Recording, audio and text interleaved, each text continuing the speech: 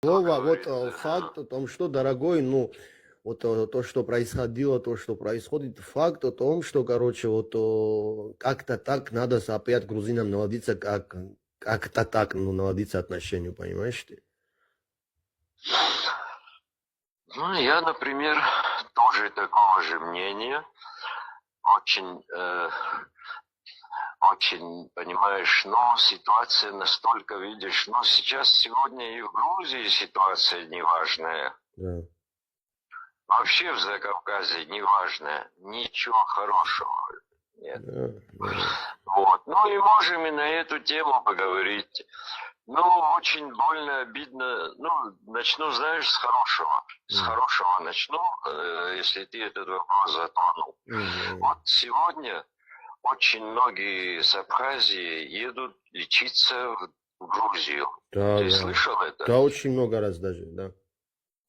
Да, вот очень многие едут, лечатся бесплатно. Да.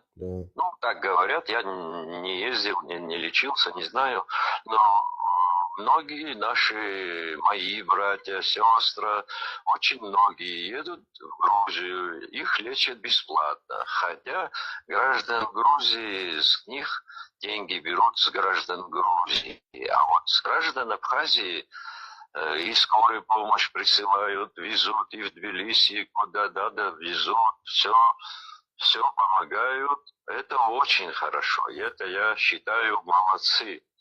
И Мгм. принимают там очень хорошо в Грузии наших. Вот сегодня.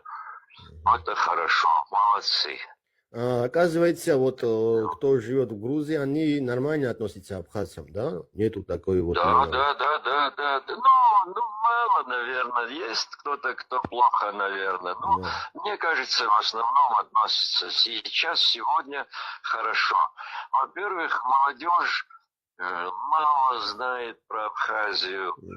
Вот. Ну, они как бы против Абхазии, я думаю, никто ничего такого плохого.